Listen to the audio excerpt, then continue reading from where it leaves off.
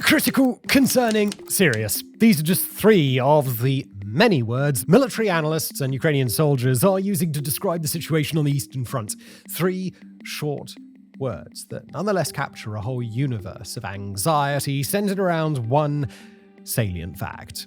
In Donbas, at least, Ukraine may be on the verge of several major losses. These potential losses are the result of a Russian offensive campaign that's going hell for leather in the region, absorbing insane casualties in what appears to be a final push before the autumn rains turn the wide, flat fields into a sea of mud. But they're also the result of choices made by Ukraine. Choices that took place at the highest levels. Choices that may now decide the fate of the entire Donbas region. We'll come on to what exactly those choices were in a moment. For now, though, we simply want to take you on a quick journey across Ukraine's cratered east to highlight those towns and cities that may be about to fall. One of them you've probably heard of before. Pokrovsk lies to the west of Avdiivka, the fortress city that finally fell to Russian forces in February this year. Since then, troops have pushed steadily towards this key logistics hub, coming within 5 kilometers of its outskirts. Because of its strategic position, Pokrovsk has been in the news a lot recently, but it's not the only place Moscow's troops are advancing. The key neighboring city of Myanmar is also being threatened. According to the Financial Times, the two are vital for regional defense. Quoting here, if they fall, it would endanger the larger cities of Konstantinika, Druzhkiva, Kramatorsk, and Slovyansk, and significantly boost Russia's strategic position in the region. Further north, Russian troops have already entered Toretsk. To the south, they're trying to take the smaller settlement of Karakov, which would allow them to flank Pokrovsk. But perhaps the grimmest news is coming from all the way down in Volodar. A regional stronghold, Volodar has successfully held off Russian advances since February of 2022. From this one fortress town, Ukraine's 72nd Mechanized Brigade has inflicted ungodly casualties on the attackers, destroying over 100 tanks and killing thousands of troops.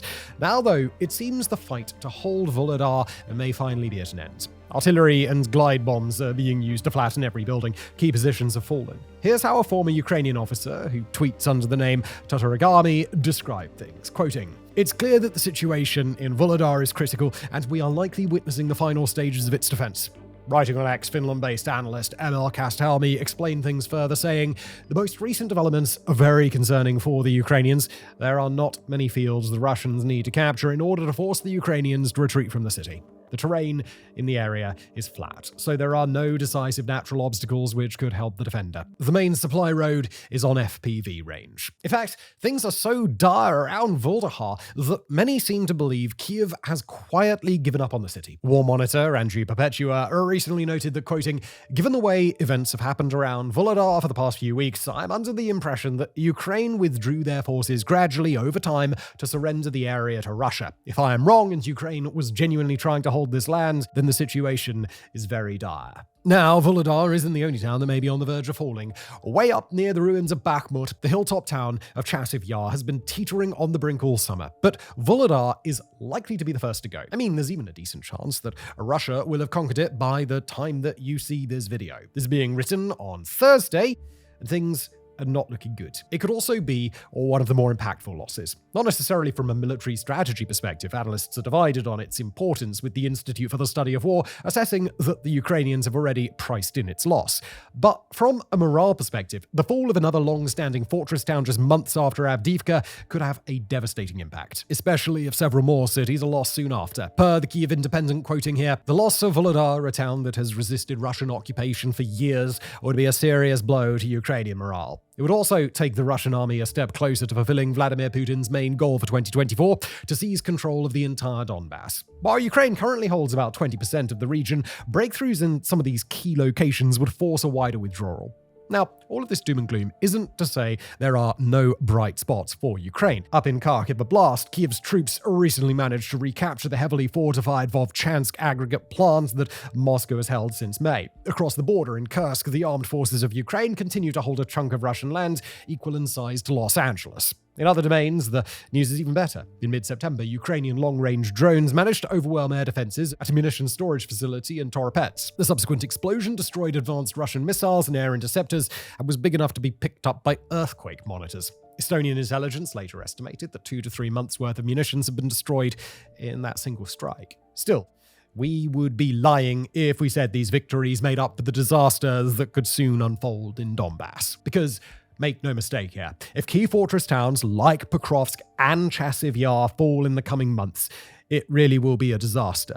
And while such an outcome is not guaranteed, never put it past Russia to turn a tactical advantage into an embarrassing debacle, it's likely enough that it's worth analysing how we got here. How we went from a summer where Russia's offensive seemed underwhelming to an autumn where Moscow might be on the verge of a significant victory. The first thing to note is that despite an influx of Western weapons, Ukraine is still at a material disadvantage. When the Financial Times visited the front lines last week, they found Ukrainian soldiers complaining that Russian artillery was outgunning them at a ratio of 10-1. Other journalists have pinned the blame on a lack of sufficient air defense. Reuters reports that Kiev's troops are still unable to counter glide bombs, which are currently being used to level Volodar. However, it's not just artillery and air assets that are allowing Russia to advance. After 2 years of throwing away men and machines in headlong assaults on well-defended positions, Moscow seems to have finally adapted its tactics. These days, Ukrainian positions are hit by small, fast-moving and highly mobile units from multiple directions at once. Most are destroyed, but some get behind the front lines where they wreak havoc. But it's not just decisions on the Russian side that have turned things to their advantage. There are also decisions that were taken by Ukraine and its Western backers. Let's start with the bad choices taken by the West before we move on to those taken in Kiev. Of all the highly damaging decisions, perhaps none was so catastrophic as the US Congress deciding to delay military aid by 6 months over partisan fights. As Republicans and Democrats were slugging it out over government shutdowns and border bills that went nowhere, the long delay led to Ukraine effectively running out of artillery ammunition. Speaking to The Economist, a Ukrainian tank commander explains the brutal knock-on effects, quoting, "When America's Congress held back supplies of weapons over 6 months from October 2023, Ukraine had to throw men at the problem. When we had no shells, we used more infantry on the front to stop a breakthrough, which meant losing many skilled soldiers. While new shells have since arrived, replacing those soldiers will take a lot longer. Even with an expanded mobilization program underway, Ukraine still needs to train up new recruits, a process that takes months. As a result, Russia currently enjoys a large manpower advantage along the front, perhaps as much as 8-1 in some sectors. Not that the clown show in Congress is solely responsible for the lopsided ratio, though. Ukraine delayed its own mobilization bill for months because Zelensky was worried it would be unpopular. More recently, there's also been something else dragging skilled soldiers off the front lines in the east: Kursk. Prior to August, the Russian summer offensive had been something of a dud. Although Moscow had gained territory near Kharkiv, it had failed to threaten the city. And while its soldiers were creeping forwards in Donbas, the key word was creeping, with gains measured in meters rather than kilometers. That all changed when Kiev pulled thousands of its most experienced troops off the front line to launch a surprise invasion of Russia's Kursk region. There, Ukrainian forces quickly captured a wide swath of territory and seized hundreds of Russian POWs. It was an enormous morale boost. Sadly, it was also an enormous drain on resources. While the Kremlin did divert thousands of troops to contain the invasion, it diverted them from less important sectors, such as around Kharkiv and Chasiv Yar. To the south of Donbas, it simply kept right on pushing against Ukrainian lines that were now sorely understaffed. What happened next was that these lines buckled. Russian advances across August were faster than at any time since the early days of their assault on Kharkiv in May. This month, they've been even quicker. To be clear, it's not like such an outcome wasn't flagged as a dangerous possibility. Here is, word for word, how we covered it in our video on the Kursk incursion from mid-August, quoting ourselves. Emil Kastahelmi has suggested that one unlikely but worrying scenario could see Russia essentially write off the occupied parts of Kursk, sending enough troops to freeze the front, but otherwise continue to focus all its resources on the Donbas. This would leave Ukraine with a huge slice of territory, but also the headache of defending it. As Kastahelmi writes, Ukrainian forces would be tied to guard and hold an expanded secondary direction, while the fight in Donetsk, Zaporizhzhia, Luhansk and Kharkiv would continue just as intensively. Well, fast forward 6 weeks, and it looks like Kastahelmi was right. Rather than put all of his troops out of Donbas to defend the motherland, Putin seems to have instead doubled down on his aim of capturing Ukraine's industrial heartlands by the end of the year. If Kursk was a gamble, then Moscow seems to have called Kiev's bluff. As to what happens next, well, that depends on a number of factors. One is the rate at which Russia is burning through its manpower advantage in its rush to capture territory. Every single day since early May, British intelligence estimates that Moscow has lost an average of 1,000 troops killed or wounded. That is an insane number. Across these 5 months, it would equal around 150,000 men, equivalent to the entire British army being wiped out twice. The Economist has written about how, quote, as many as 18 Russian soldiers might die to dislodge 2 war-hungry Ukrainians. No matter how big your manpower advantage is, no army can sustain those sorts of eye-watering losses for a long period of time. This is why analysts assume that Russia is going for broke with one gigantic push before the autumn rain sets in. The idea that even the Kremlin could happily keep sacrificing 1,000 troops a day well into winter without a general mobilization is, well, crazy. On the other side, another factor is likely to be how long Ukraine's exhausted troops can hold on. Most units have remained on the front lines constantly since the full-scale invasion began. One deputy commander told the FT that, quote, we have had 0 rotations since the full-scale invasion. Given that rotations usually take place every 2 months or so, that means the defenders holding Ukraine's positions in the Donbas are either experienced but utterly exhausted or otherwise newly mobilized and undertrained. Neither group is ideal for trying to hold on to key cities. The last major factor to consider is whether the US finally allows the use of Western long-range missiles to strike within Russia. Such a move could allow Kiev's forces to destroy the jets that launched devastating glide bombs at Vuldahar. On the other hand, it could also lead Moscow to retaliate against the West.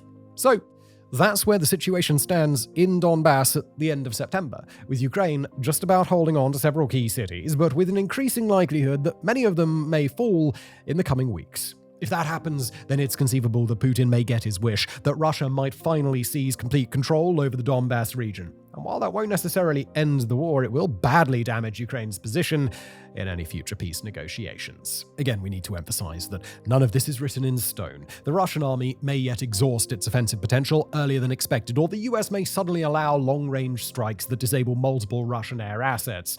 Or hey, maybe Ukraine has another Kursk-like surprise up its sleeve that really will draw Moscow's troops away from Donbas. Still, we would be lying if we didn't say there are now major warning signs flashing on the Eastern Front. Signs that, unless Ukraine and the West make some hard choices fast, Russia's once disappointing summer offensive might end with an unexpected victory. Next, we go somewhere else in Europe, to Sweden. It's a corner of Europe known for its safety and sense of well-being, a place where cities regularly top lists of most livable, and where people consistently report high life satisfaction. Yet the Nordic nations may soon have something more in common than high salaries, flat-back furniture, and cold winters. Since August, the police forces of Sweden, Denmark, Norway, and Finland have been working out a new hub in Stockholm to try and halt the latest local trend flooding their nations, a tsunami of crime that takes in everything from bombings to gangland hits to cocaine trafficking. The origin point of these expanding ripples of violence?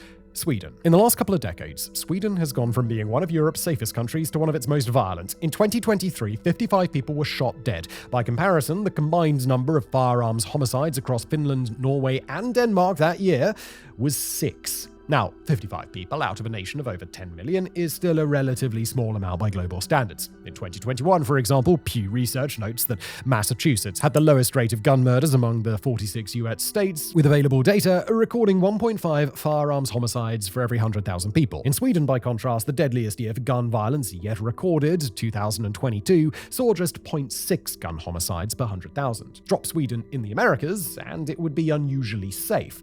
That being said, 0.6 gun murders per 100,000 is crazy high by European standards. Across the whole continent, only Albania consistently fares worse on a per capita basis. Nor is the violence limited to guns. Nearly 150 bombings were recorded across 2023, the majority caused by grenades. Just this summer, several shoppers were injured when one was casually tossed into a shop in the city of Södertälje. And now, that violence appears to be spreading. This summer, nearly 20 Swedish citizens were separately arrested in Denmark for gang crime. In Norway, the police have announced Swedish gangs are operating in all 12 of the country's policing districts. Speaking to The Guardian, trade union leader Karin Tandero Schag summed up many people's fears with the words, "What we are worried about is that Norway is becoming like Sweden because we have such a big border and Norway and Sweden are very tied together. When something is being established in Sweden, it is naive to think it will never come to Norway." This is why the joint policing hub was opened in Stockholm, to try and prevent spillover. For this video, though, perhaps the more interesting things to focus on are the questions about why the gangs are now expanding and how they're able to do so. Well, be prepared, because the answers are all sorts of grim. The how part, for instance, can be summed up with a single depressing phrase: by exploiting vulnerable children. Unusually for European gangs, Sweden's criminal groups don't just recruit children for minor roles like lookouts and carrying drugs.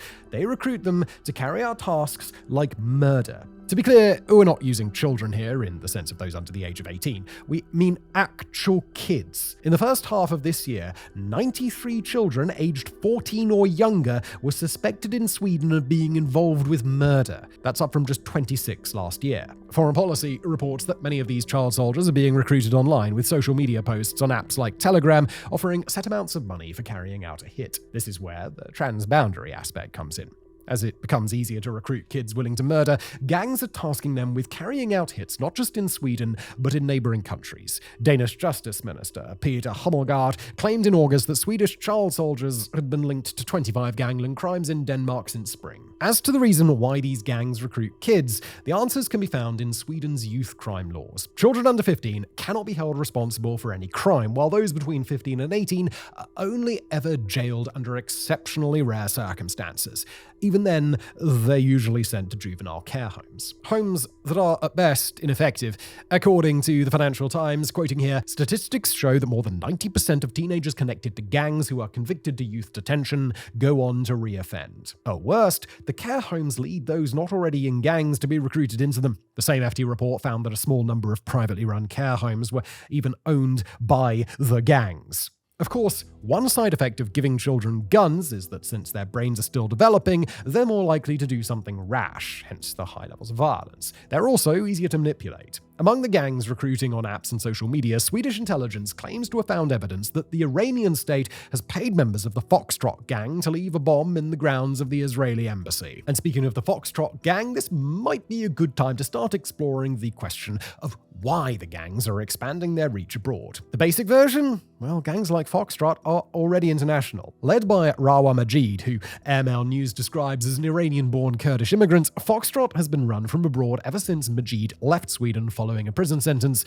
and set up shop in Turkey. In this, Foxtrot is no different from rival gang Rumba, whose leader Ismail Abdo is also a Turkish resident. While Foxtrot and Rumba are the best known, they're not unique on Sweden's crime scene.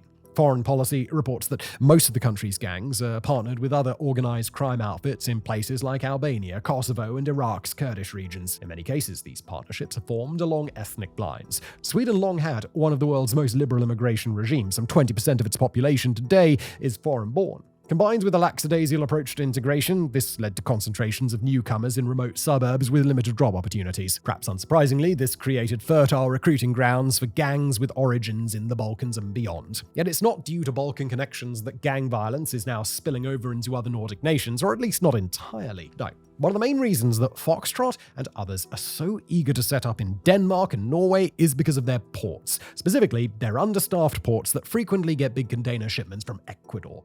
And in case you missed the news, Ecuador has become South America's premier hub for exporting cocaine. This has led to insane levels of cartel violence around cities like Guayaquil, to the point that President Daniel Noboa in January declared a state of internal armed conflict. The thing that Ecuador's gangs are fighting for is access to shipping routes to Europe, where cocaine usage is rising. But shipping kilos of Charlie Sheen across the Atlantic requires having people on the other side to pick it up. It's here that Sweden's gangs may come in. The Observer recently did an in-depth report on how Oslo is becoming a new epicenter of drug imports. After last year saw an EU crackdown on cocaine shipments coming into Belgium and the Netherlands, South America's cartels seem to be focusing on non-EU Norway. Here's how the Observer described the sudden boom. Last year, the Norwegian Customs Service made 1,847 drug seizures, more than in the previous 10 years combined, including record quantities of cocaine. Among the gangs monitoring the port at Oslo appear to be Foxtrot. Police believe it's their guys who were supposed to pick up a load of coke seized back in March. As regional coordinator at the UN Office on Drugs and Crime recently told Politico, we see more and more seizures of cocaine destined for Scandinavian countries.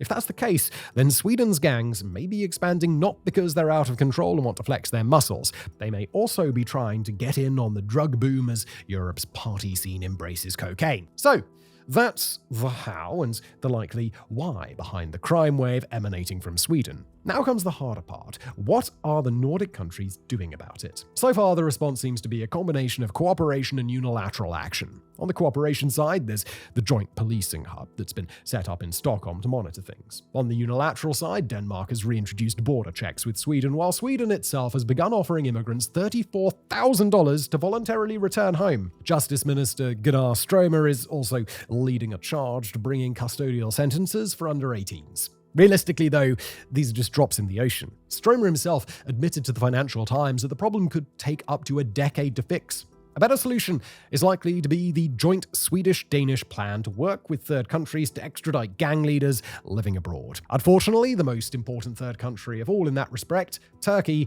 doesn't seem willing to play ball. Despite briefly arresting Rumba leader Ismail Abdo in spring, Ankara has so far ignored the Interpol Red Notice demanding his extradition. Foxtrot leader Rawa Majid doesn't even seem to have been arrested. ML News has speculated that President Recep Erdogan might be using the two as leverage.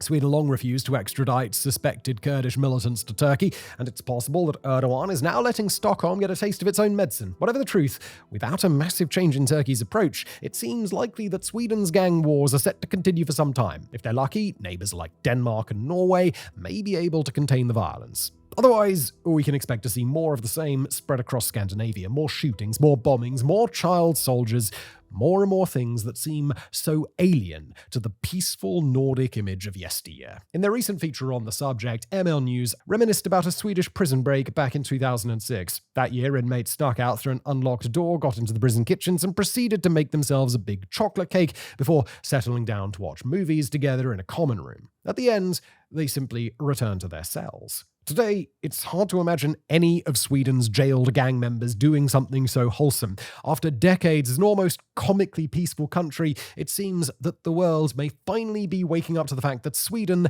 has lost its innocence. Whether it can ever be regained is something that only time will tell. Next up, we move to Latin America, where a very different sort of gang war has split Mexico's powerful Sinaloa cartel in two. Based in the western Mexican state of the same name, the Sinaloa cartel has long been a power player in the Mexican drug trade.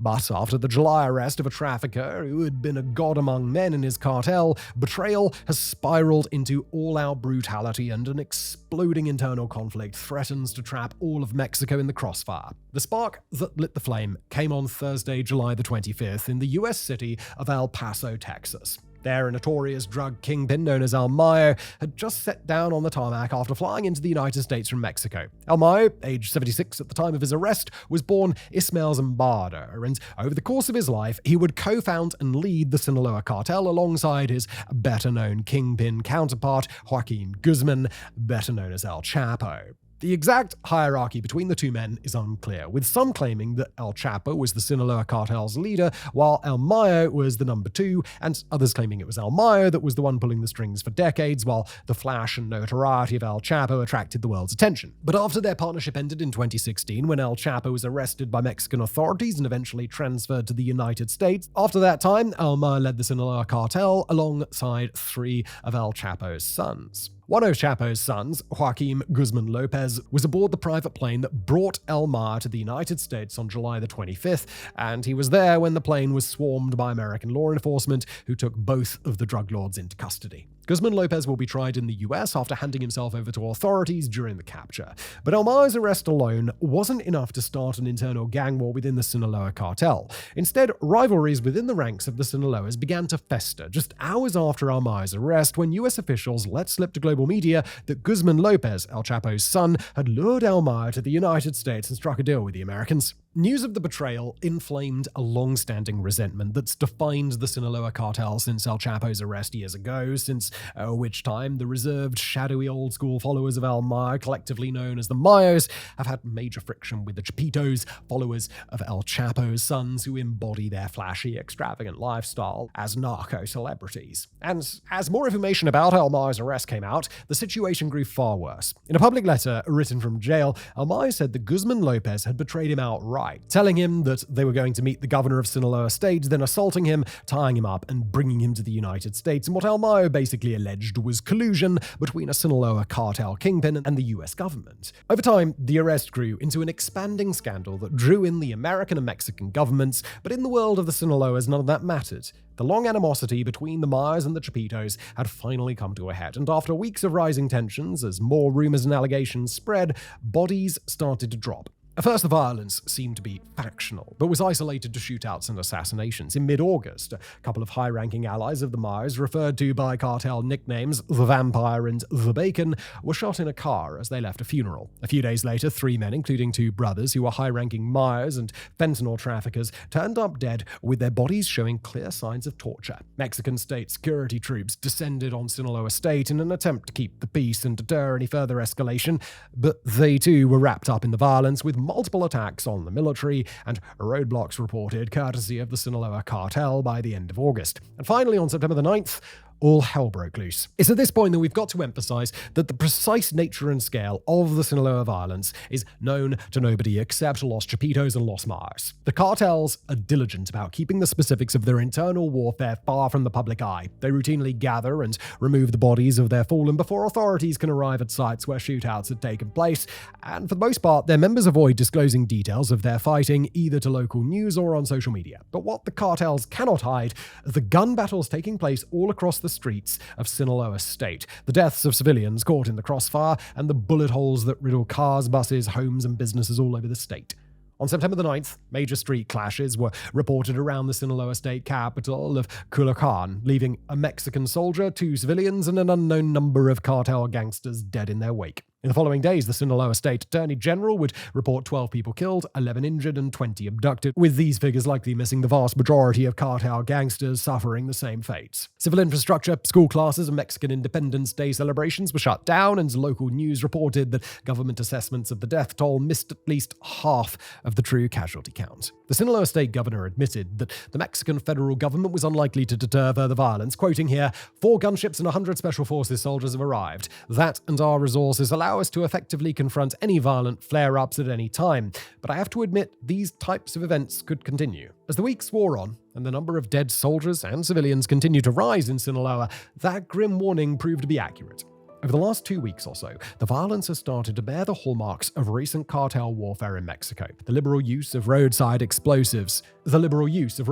improvised explosive devices, the use of homemade heavily armored vehicles, and the leveraging of consumer-grade drones, drop bombs, and set up ambushes. Cartel gangsters have begun to use grenade launchers and specialized tire-punching devices to incapacitate each other's vehicles. Security forces deployed a cumulative 2,200 extra troops and notched limited victories, including the September the 20th arrest of one Mario Alexander Gamez Cuevas, the enforcer who leads security efforts for Los Chapitos. As of September the 20th, Sinaloa authorities reported the seizure of 120 weapons, 30,000 rounds of ammunition, and 75 vehicles, along with 40 arrests. But those sorts of successes were few and far between, and they weren't enough to staunch the bleeding. All the while, civilians caught in the middle have attested to Mexican and international news sources that the government is underreporting the violence they face in their daily lives, hoping to downplay the gang battles in front of both the international community and people living all across Mexico, further away from Sinaloa State.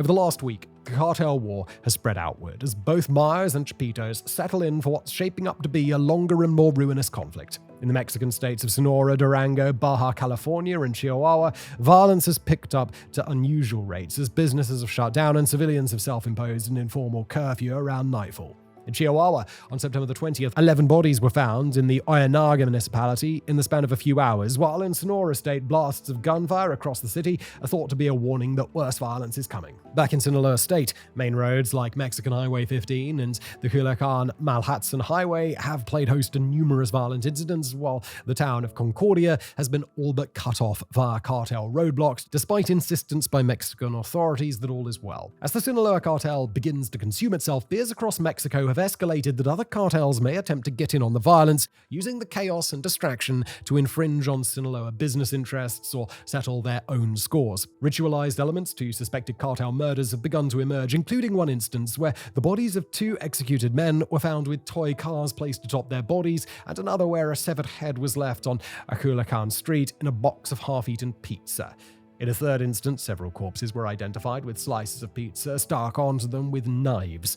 Elsewhere, 5 executed people, all with their hands tied behind their backs, were found with sombrero hats placed upon their heads, store labels still attached. Sombreros, by the way, are a euphemistic nickname for the Los Mas faction. As researcher Arne Grier explained, quote, "Cartel killers often decorate victims in what could be called body messaging, but it's unclear if the killers are Myers leaving the sombreros as a calling card or if the victims are Myers and the hats are to mock them." The killings bearing the signature presence of pizza, by the way, were likely a reference to a common nickname for Los Chapitos, Chapizza. Wrote Griot in a September 18th update on the situation, quoting again here, "This seems worse than the last Sinaloa war." As the battles between Los Chapitos and Los Mas intensify, questions have grown over whether this is simply an attempt to settle a score or whether the current violence will become a referendum on the Sinaloa cartel's next generation of leaders.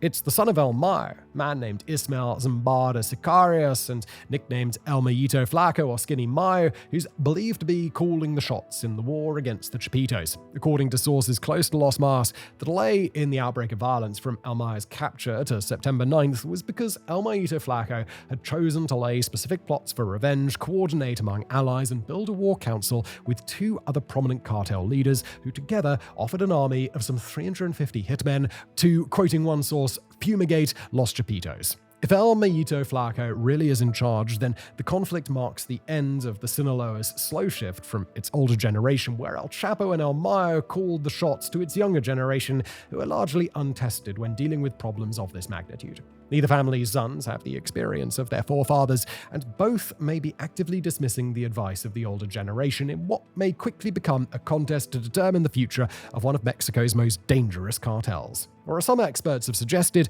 the Mexican government may seize the moment and choose to intervene, hitting or even dismantling both warring factions while each is distracted by the other. And speaking of the Mexican government, this war between Los Mas and Los Chapitos couldn't come at a more pivotal hour. At the time this episode is published, Mexico will be days or even just hours away from the inauguration of its new president, Claudia Sheinbaum, a respected technocrat who will take over for her longtime mentor, Mexico's current president.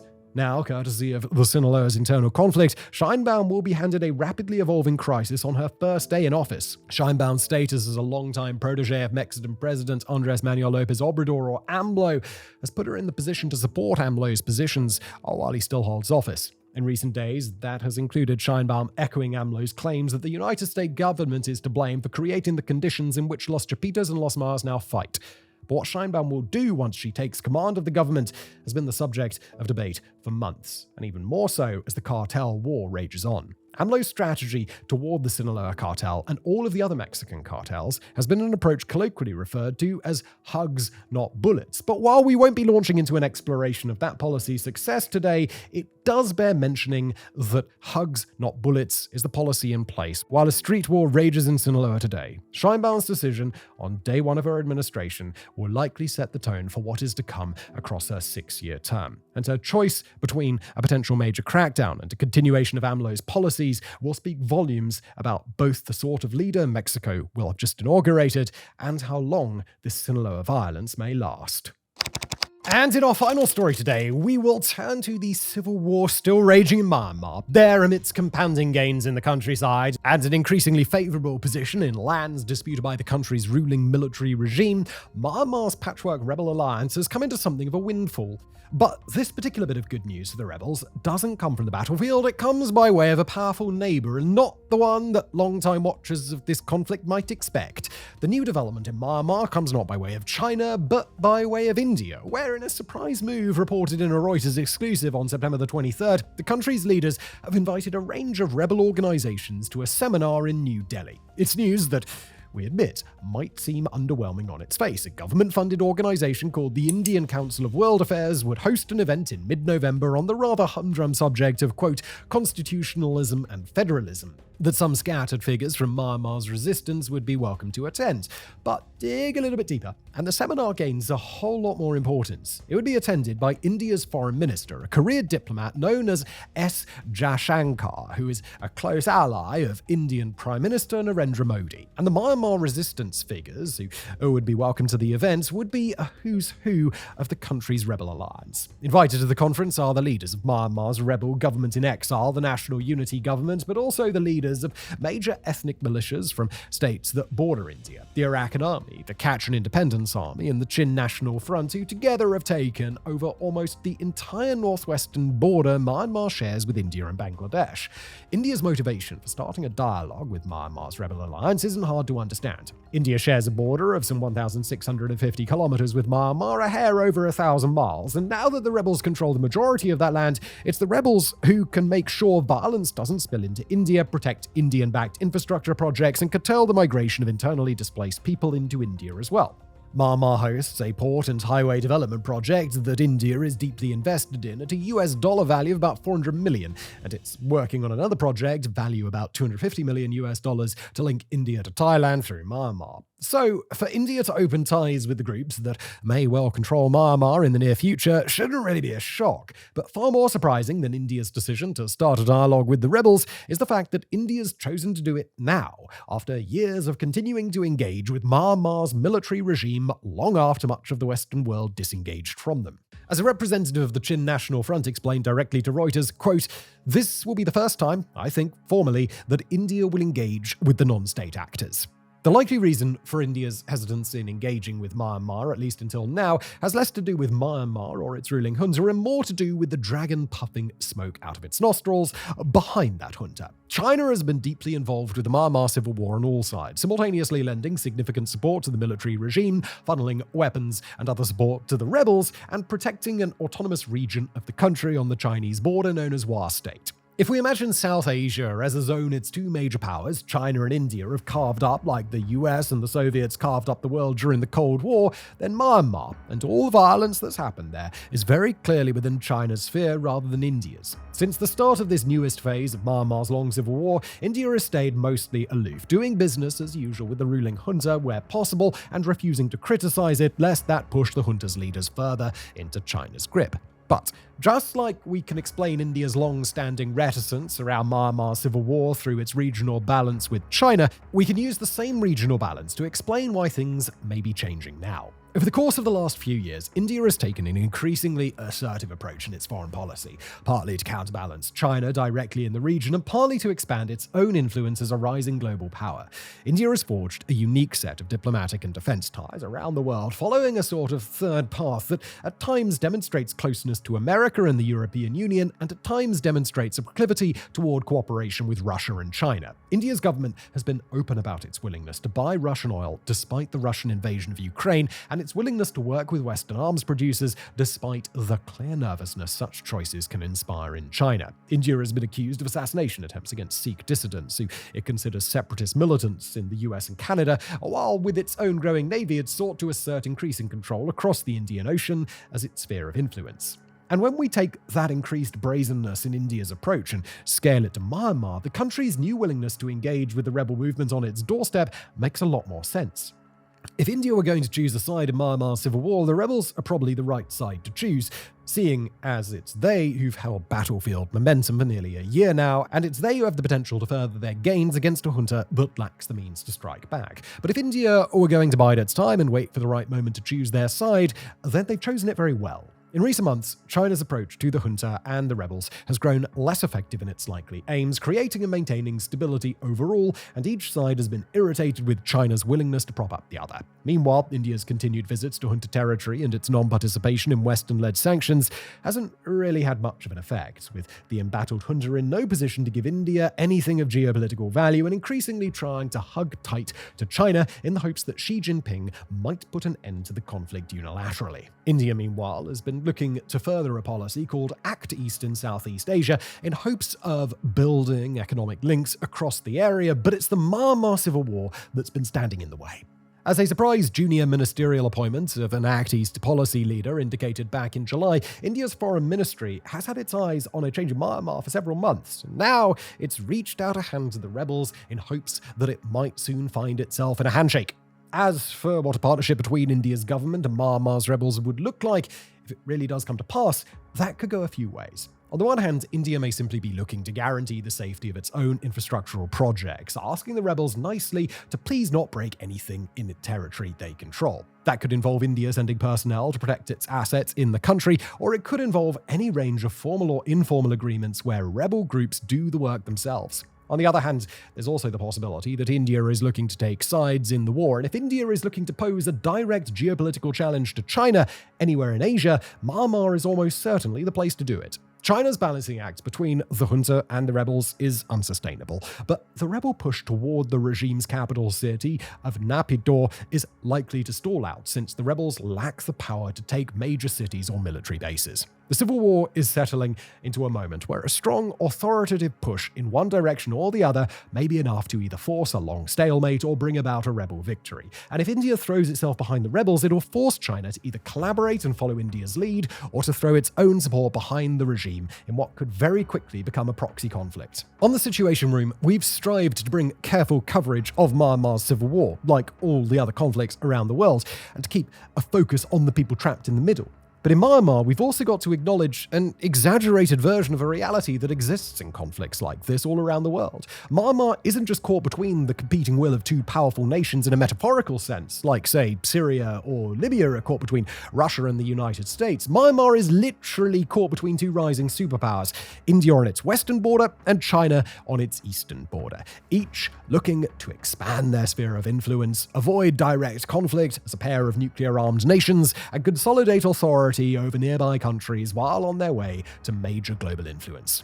That's a recipe for a Cold War if there ever was one, and right now, as China and India are reaching the exact stage of development where that Cold War-style competition will become inevitable, there happens to be a nation divided by a raging civil war caught right between them. Perhaps India's conference is just a conference, or perhaps, in a nation where Narendra Modi's ambition has seemed nearly impossible to curtail, that ambition has now shifted to Myanmar. Thanks for watching.